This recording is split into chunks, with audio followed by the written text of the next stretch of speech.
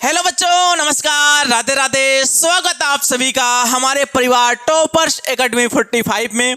बच्चों, आज का टॉपिक है वैद्युत द्विध्रुव के कारण निरक्षीय स्थिति में किसी बिंदु P पर हमें वैद्युत क्षेत्र की तीव्रता ज्ञात करती है। ठीक बच्चों, आइए अब चित्र के माध्यम से समझते हैं।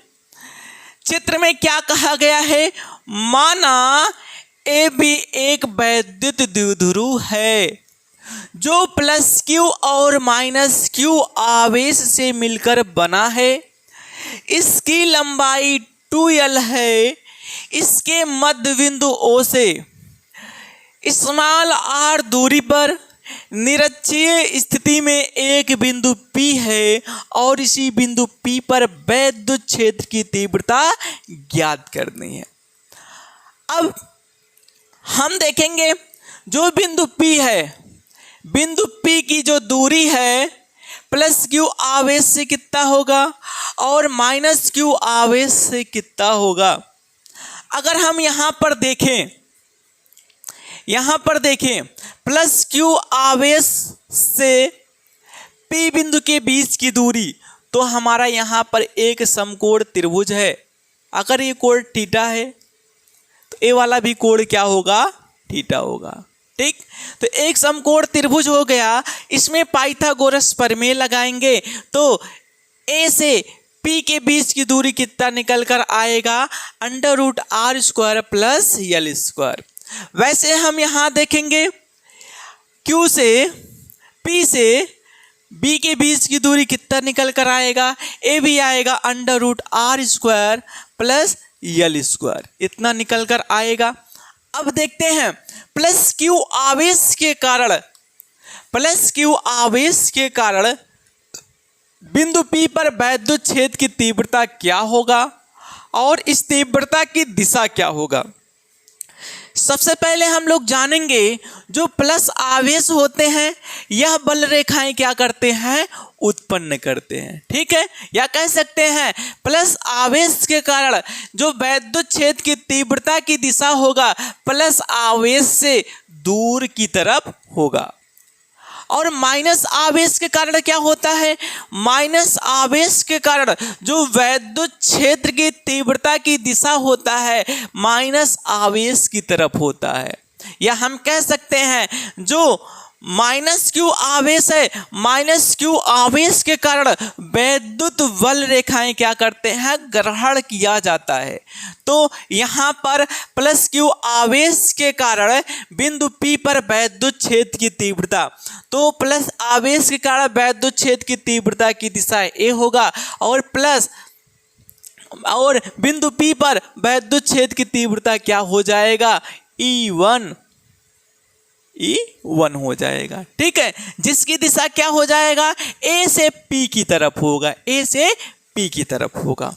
अब माइनस Q आवेश के कारण देखते हैं, तो माइनस Q आवेश के कारण वैद्युत क्षेत्र की तीव्रता क्या हो जाएगा, E2 हो जाएगा, जो ऋण आवेश की तरफ होगा। अगर इसकी दिशा देखेंगे तो क्या हो जाएगा, P से B की ओर होगा। जो इस चित्र के बारे में हम लोग लिखते हैं,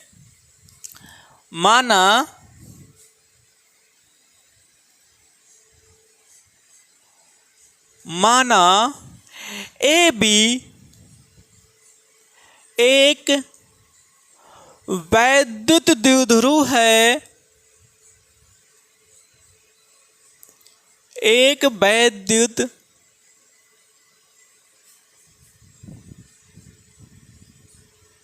द्विध्रुव है जो प्लस Q और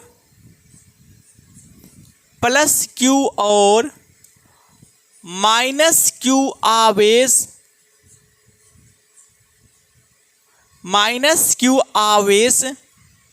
से मिलकर बना है,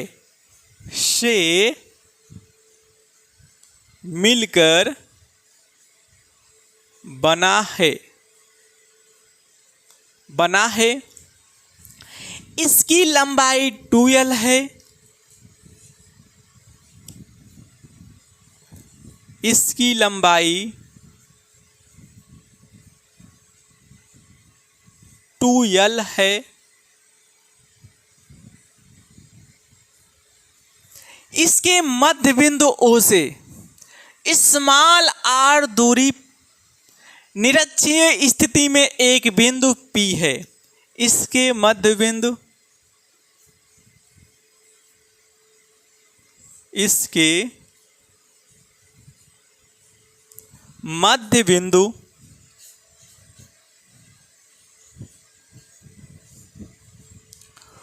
O से स्मॉल r दूरी पर निरक्षीय स्थिति में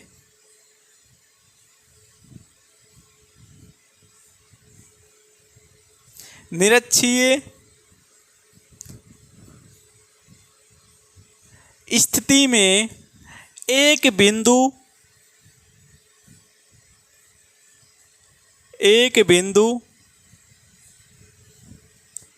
P है। एक बिंदु P है जिस पर वैद्युत क्षेत्र की तीव्रता ज्ञात करनी है। जिस पर वैद्युत क्षेत्र की तीव्रता ज्ञात करनी है। ज्ञात करनी है। ठीक बच्चों, इतना समझ में आ गया होगा। अब हम क्या करेंगे, त्रिभुजों में देखते हैं। हमारा A और P बिंदु के बीच की दूरी क्या होगा। अगर हम त्रिभुज AOP में देखें, एक समकोण त्रिभुज है, तो त्रिभुज AOP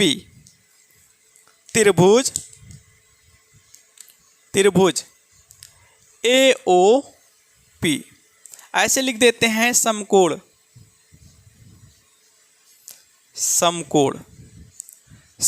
त्रिभुज AOP में। समकोण त्रिभुज में अगर देखते हैं तो इसमें दो भुजा ज्ञात है। यहाँ से AO के बीच की दूरी L है और O और P के बीच की दूरी R है। हमें प्लस Q आवेश से P बिंदु के बीच की दूरी ज्ञात करनी है। तो क्या होता है समकोण त्रिभुज, इसमें क्या होगा, इसमें हो जाएगा AP का स्क्वायर बराबर OP का स्क्वायर प्लस हो जाएगा AO का स्क्वायर। तो क्या हो जाएगा, AP का स्क्वायर बराबर OP का स्क्वायर प्लस हो जाएगा OA का स्क्वायर।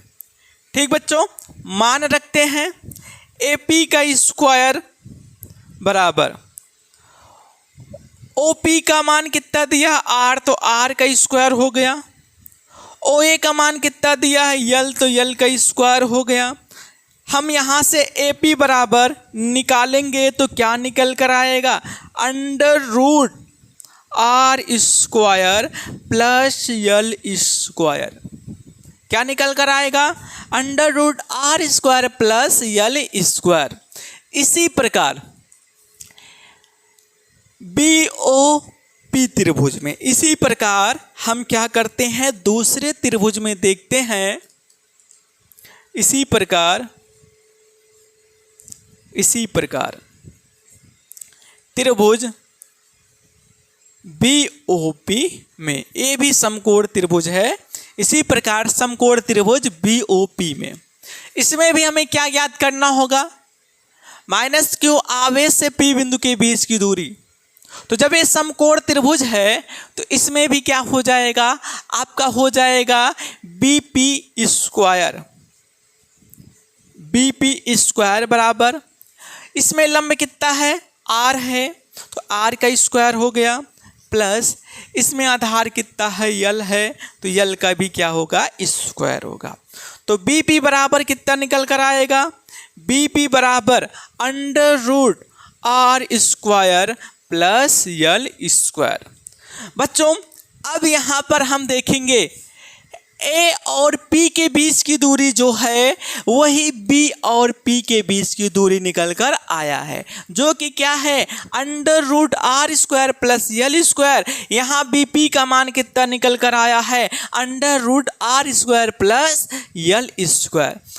हम यहाँ अगर देखें तो क्या हो जाएगा, ए पी बराबर बी पी बराबर कितना निकल कर आया, दोनों का मान under root are square plus L square. बच्चों अभी इसका काम लगेगा, ठीक है।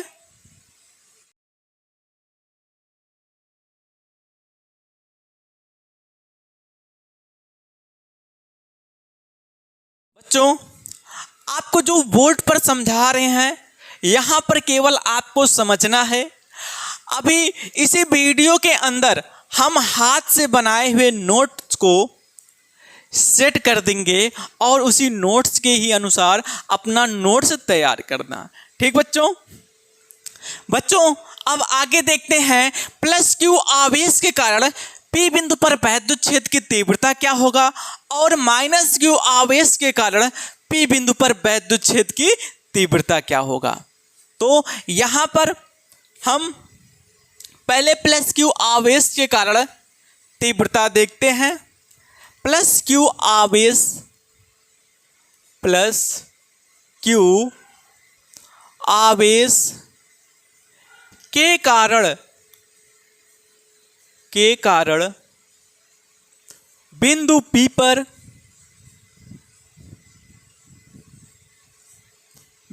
P पर वैद्युत क्षेत्र की तीव्रता।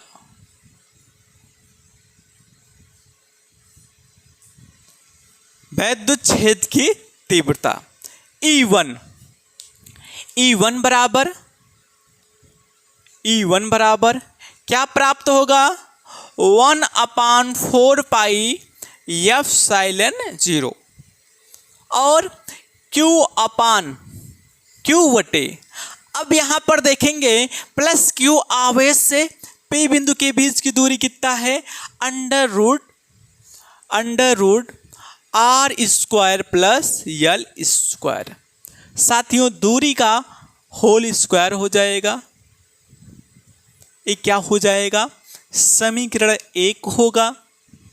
इसकी दिशा क्या हो जाएगा, हमेशा प्लस आवेश के कारण वैद्युत बल रेखाएं क्या होते हैं, उत्पन्न होते हैं, या कह सकते हैं प्लस क्यू आवेश से वैद्युत बल रेखाओं की दिशा क्या होता है, दूर होता है।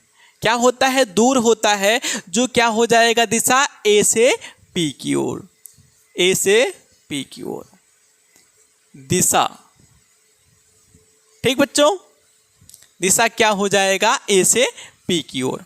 अब आगे माइनस क्यू आवेश के कारण माइनस क्यू आवेश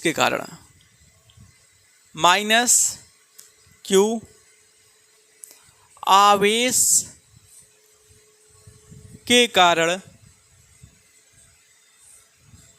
बिंदु P पर वैद्युत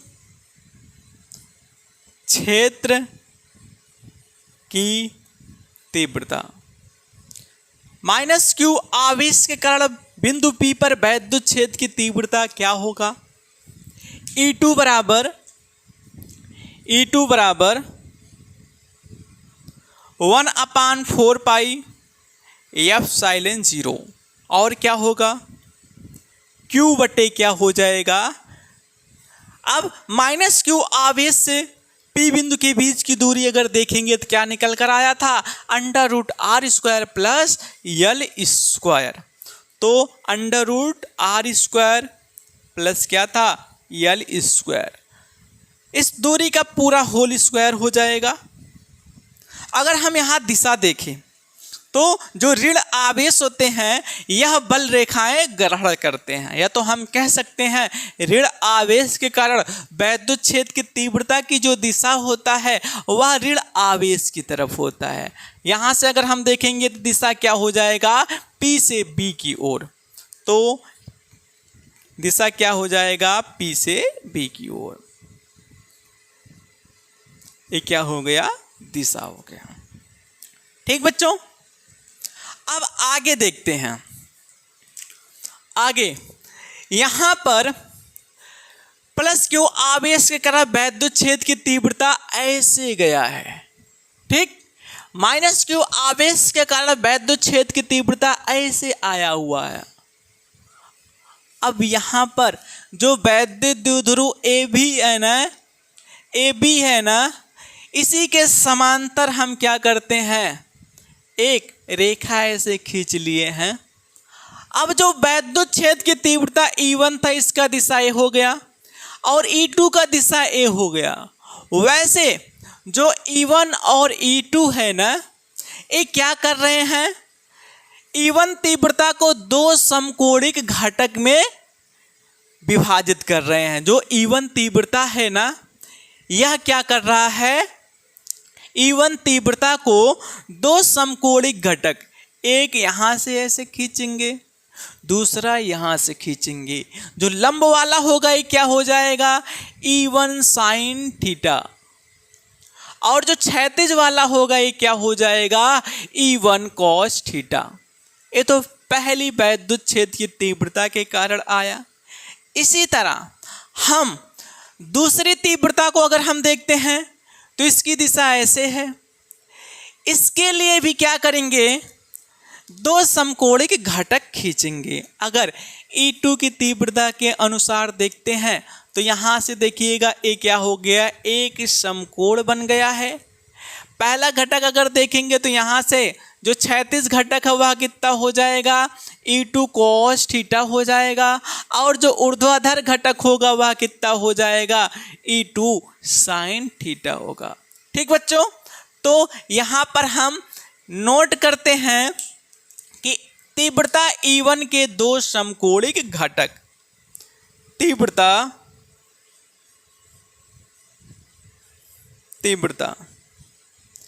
E1 के दो समकोणिक घटक, दो समकोणिक घटक कौन कौन से घटक हैं। अगर हम क्षैतिज घटक देखें तो क्षैतिज घटक क्या हो गया है, क्षैतिज घटक हो गया E1 cos थीटा। क्षैतिज घटक,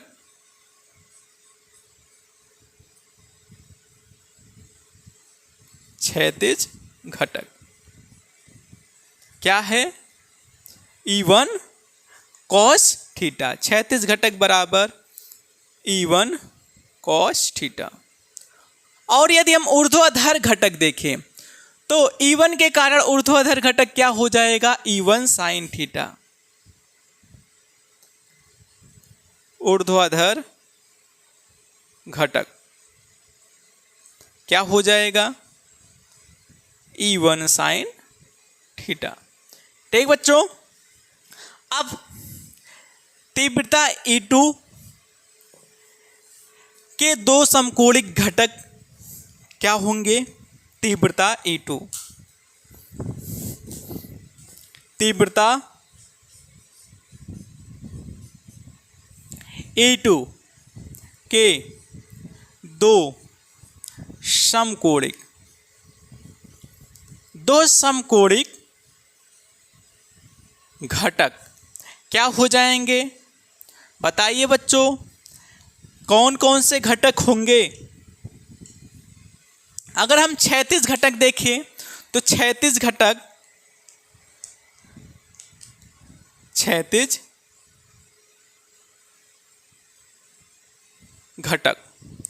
क्या हो जाएगा, हमेशा क्षैतिज घटक में cos होता है, ऊर्ध्वाधर घटक में क्या होता है, आपका साइन होता है। तो क्या हो जाएगा, E2 cos theta, E2 cos theta. और ऊर्ध्वाधर घटक में क्या होगा, ऊर्ध्वाधर घटक बराबर E2 साइन थीटा। ठीक बच्चों, इतना तो सबको समझ में आया होगा। अभी हम इसी वीडियो के अंदर जितने भी बोर्ड पर लिखाए जा रहे हैं उसका नोट्स जो कि हाथ से बनाया हुआ है वीडियो के अंदर उपलब्ध कराएंगे। ठीक,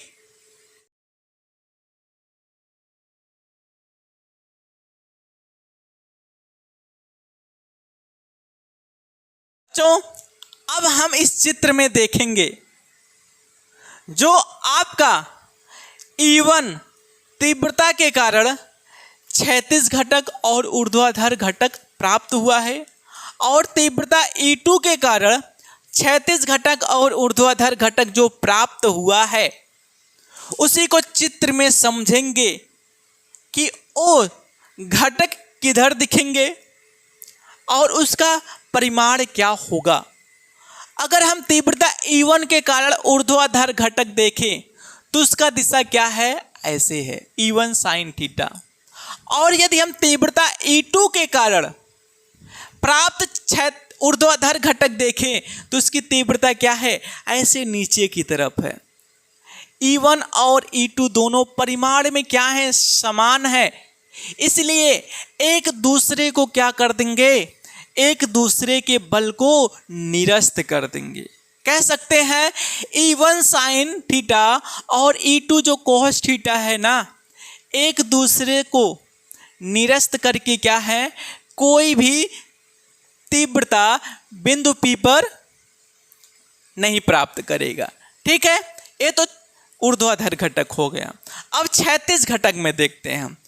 जो क्षैतिज घटक है, E1 का जो क्षैतिज घटक था वह क्या था, E1 cos थीटा था और E2 के कारण जो क्षैतिज घटक प्राप्त हुआ था वो भी क्या था, E2 cos थीटा। अगर यहाँ पर देखते हैं क्षैतिज घटक दोनों तीव्रताओं के कारण एक ही दिशा में है। जब एक ही दिशा में है तो दोनों तीव्रताएं की जो क्षैतिज घटक है आपस में क्या हो जाएंगे, जुड़ेंगे, जो E1 cos थीटा प्लस क्या हो गया है, E2 cos थीटा। ठीक है, अब अगर हम बिंदु P पर परिणामी तीव्रता देखें तो बिंदु P पर परिणामी तीव्रता, तो यहां पर क्या होगा, परिणामी तीव्रता।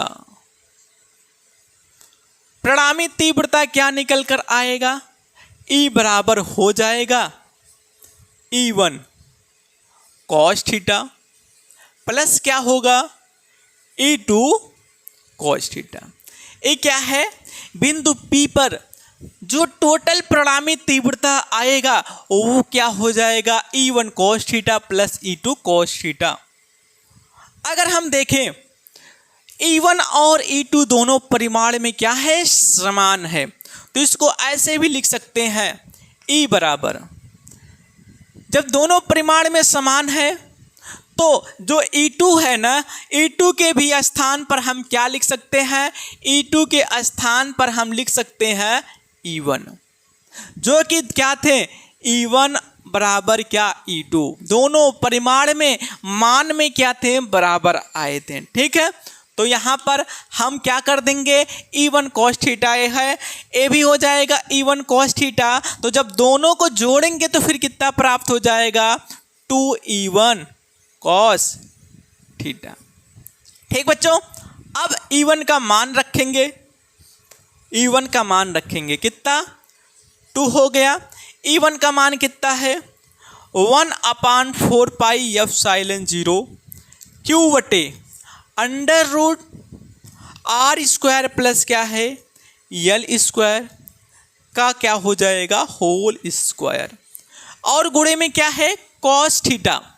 अगर cos थीटा का मान देखें इस त्रिभुज में, त्रिभुज AOP में, तो cos थीटा बराबर क्या होता है, आधार बटे कर्ण होता है। cos थीटा बराबर क्या होता है, आधार बटे क्या होता है, कर्ण होता है। तो आधार कितना है, L है, और कर्ण कितना है, under root R square plus यल स्क्वायर। तो यहाँ पर क्या हो जाएगा, आधार बटे जो कॉस थीटा है आधार बटे आधार यल हो गया, और कर्ण कितना हो गया, under root are square plus L square. ये क्या चीज हो गया, कर्ण हो गया है, जो कि कॉस थीटा बराबर इस त्रिभुज के माध्यम से हम क्या निकालेंगे, यल बटे under root are square plus L square.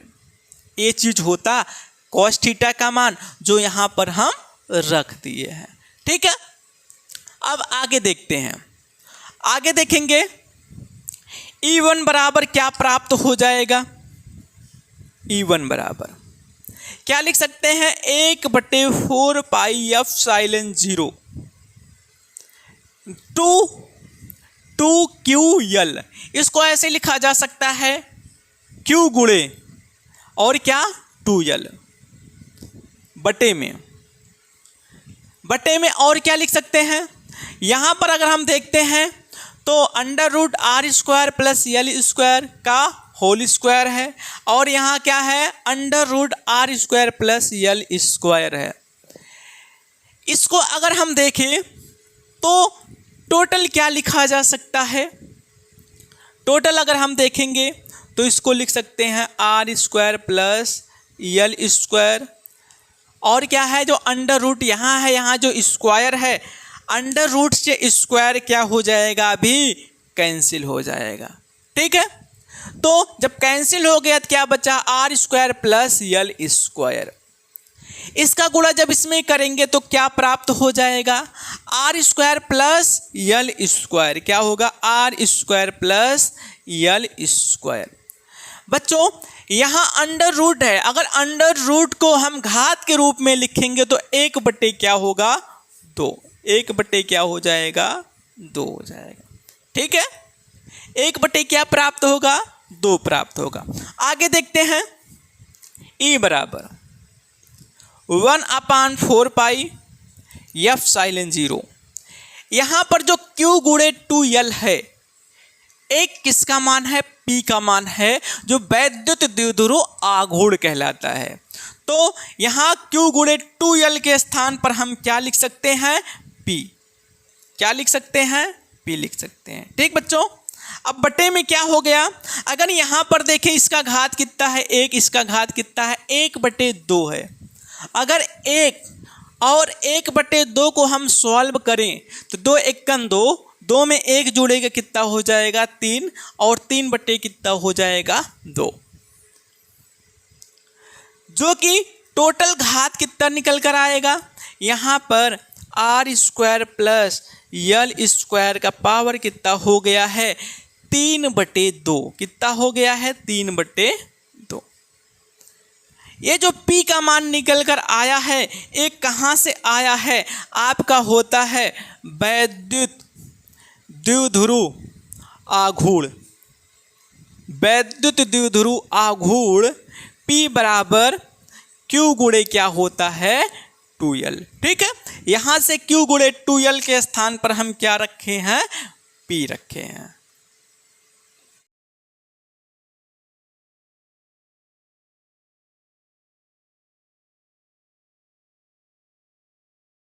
आगे देखते हैं क्या चीज प्राप्त हुआ था, E बराबर 1/4 पाई एफ साइलन 0, और क्या था, P बटे आर स्क्वायर प्लस यल स्क्वायर का पावर 3/2, इतना प्राप्त हुआ था।